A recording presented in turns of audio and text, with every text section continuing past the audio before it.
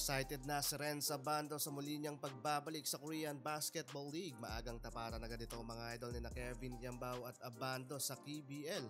Bakit number 10 ang gamit nila kay instead of number 12 sa kanyang jersey uniform? So ayun na nga mga idol, araw na lang din ang bibilangin at magsisimula na ang tournament.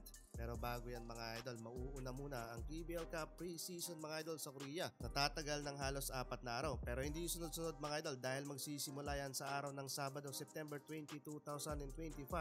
Opening match mga idol ng KCC Aegis versus Ulsan Movies Vivus. Kasabay din mga idol ng laban ng Wonju TV at KT Sonic Boom. Habang pagka alas 3 ng hapon, maagang bakbakan agad mga idol sa fan favorite mga idol sa KBL na sina Kevin Yambao ng Sono Sky Gunner kontra sa JKG Club ni Renz Abando. Maagang tapatan at magkakasubukan agad mga idol ang dalawa nating kababayan. Magpapatuloy ang preseason ng September 21 and 27 at magtatapos naman mga idol ng September 28. Habang pagka-Oktubre mga idol magsisimula na ang tunay na bakbakan sa regular season ng KBL. Excited daw mga idol sila kay sa muli niyang pagbabalik sa Korea at nakafocus daw siya mga idol na matulungan ang kanilang kupunan na makuha ngayong season ang championship title.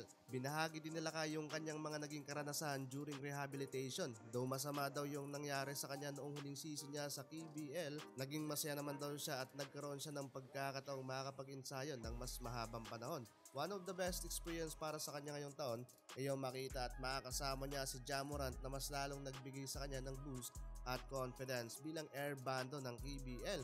Kung nagtataka kayo mga idol bakit number 10 ang kanyang jersey number instead of number 12 kung saan dun siya nakilala sa Korea at naehalan tulad pa kay Ja Morant na number 12 din sa Grizzlies Memphis, hindi na kasi bakante yung number 12 at nakuha na yan ng kanilang gwardiya na si Kim Yong-yun. Kaya number 10 yung gagamitin nila kay ngayon sa KBL. Number 10 kasi mga idol yung kanyang unang national jersey number way back 2022 sa Gilas, Pilipinas. At kung tatanungin mga idol sila kay sa kanyang magiging performance dito sa KBL, honestly daw mga idol wala masyadong improvement sa kanya. Take note, sa kanya yan mismo nang galing. For me honestly I don't think I improved because I didn't play. Dahil ilang taon ding nakatenga sila kay mula sa injury. Kaya for sure panibagong adjustment ulit ito and the long run niya sa competition.